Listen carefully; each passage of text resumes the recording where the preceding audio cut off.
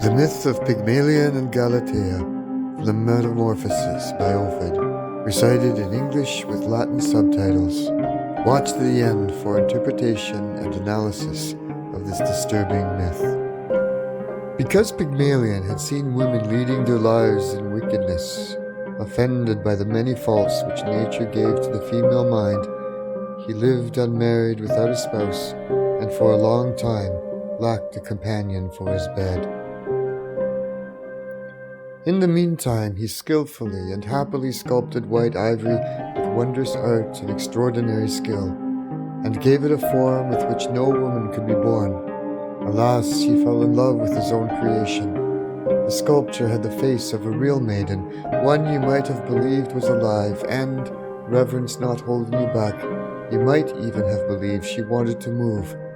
It was art which hides its own artistry. Pygmalion marveled at her, drinking in the fiery passion of the imagined body. Often he moved his hands over his work, testing whether it was flesh or still ivory, but he couldn't admit that it was ivory. He gave it kisses and imagined they were returned. He spoke to it, held it, and believed his fingers were sinking into the limbs he touched. He feared that a bruise might appear on the pressed limbs.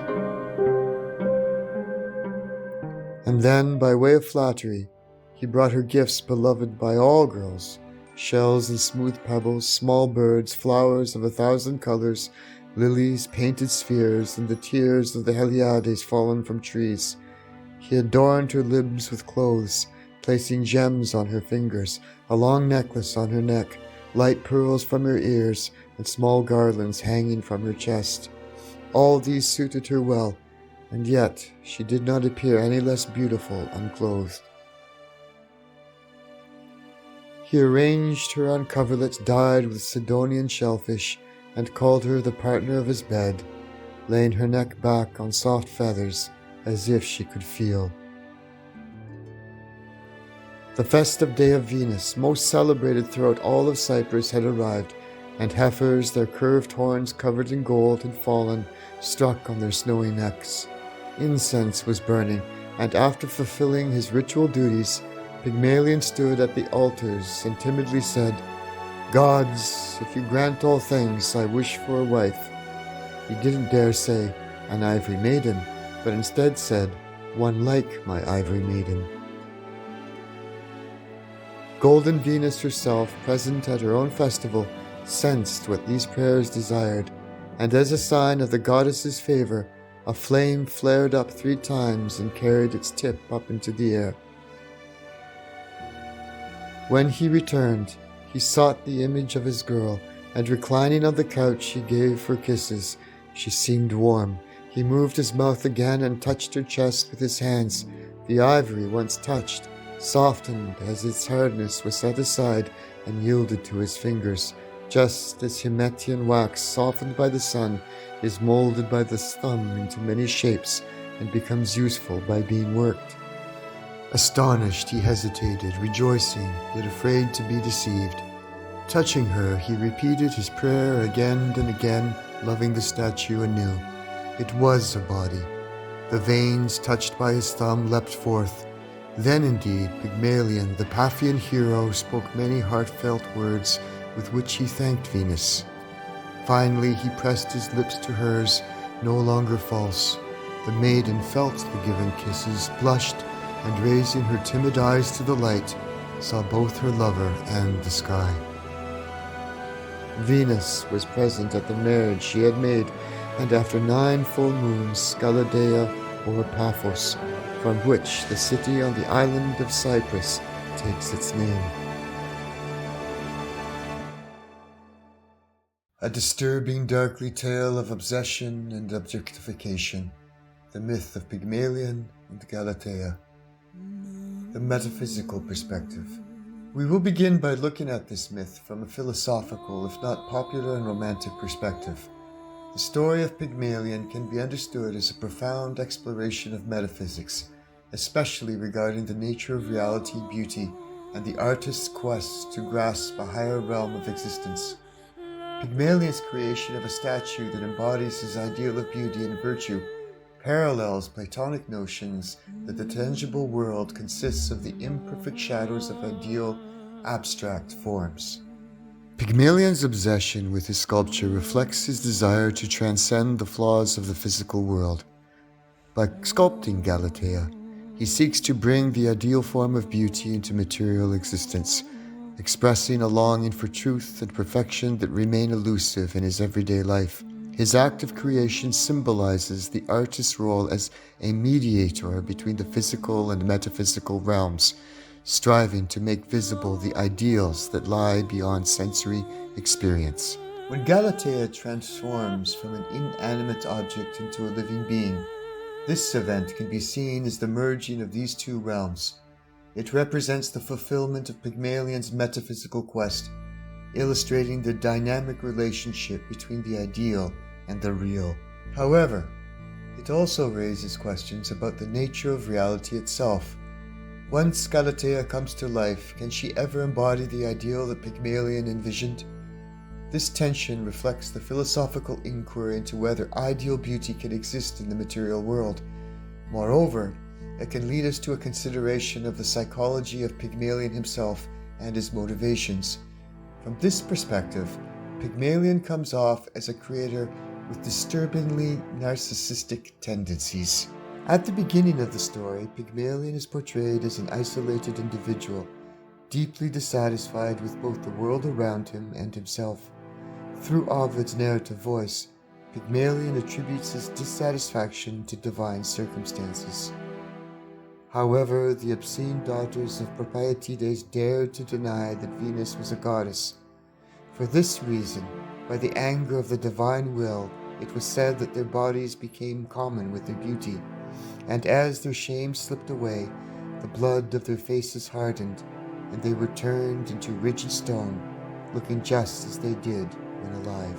When Ovid uses the phrase, "their bodies became common with their beauty," he is basically saying that the two daughters of Propiatides, a king of Assyrian Cyprus, became the first prostitutes.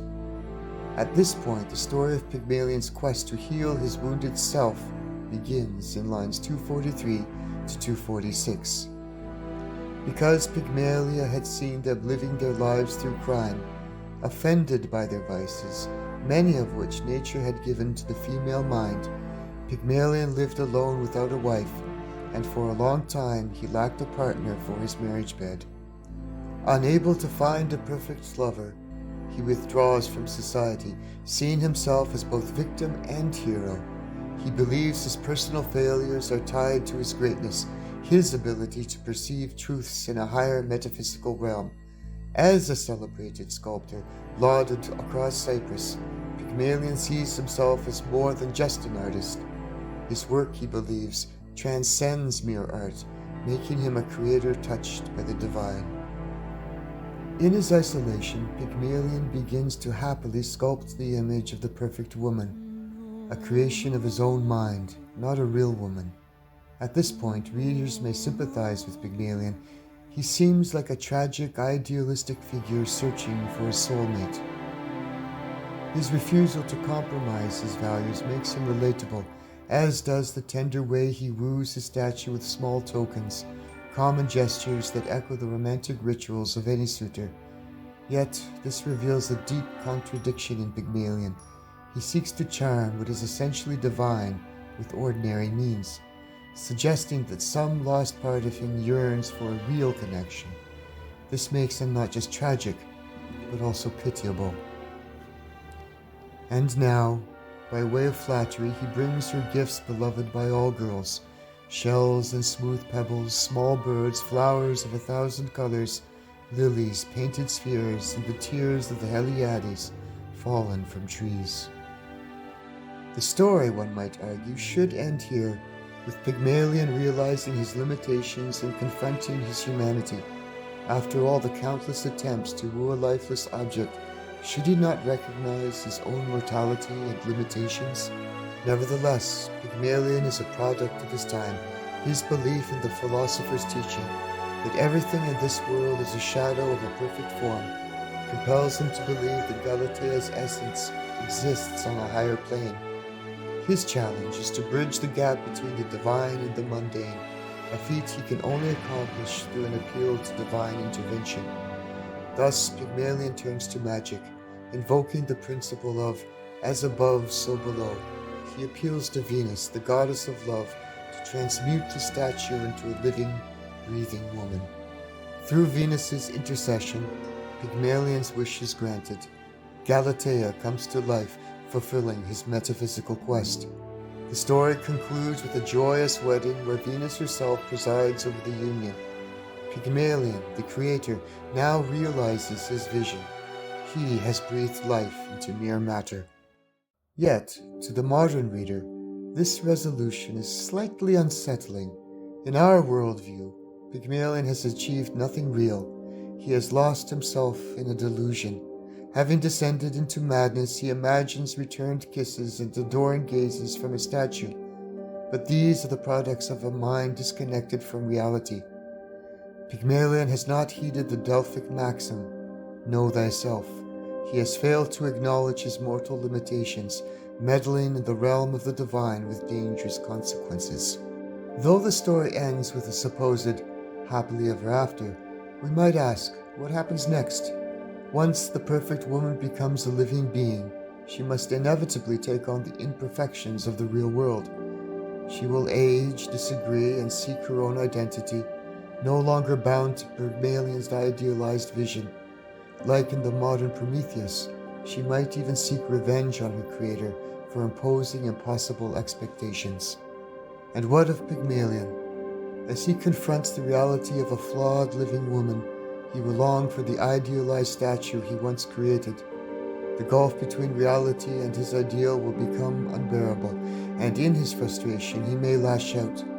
The perfect creation in his mind will overshadow the real woman before him, and he will either destroy her or become trapped in his own lifeless existence, his soul hardened and turned into stone.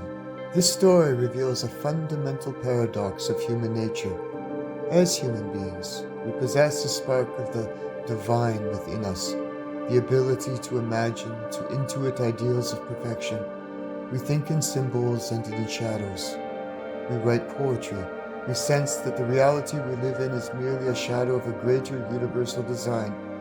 This divine spark fuels our desire to create, helps us recognize beauty, and guides us as we navigate the complex reality in which we exist.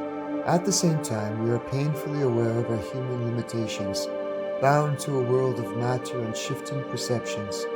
Some individuals, however, live in a liminal space between these two realms. They are the artists, visionaries, and scientists who drive civilization forward. And this liminal space can be intoxicating, like a drug used too often, which can blur the boundaries between the ideal and the real.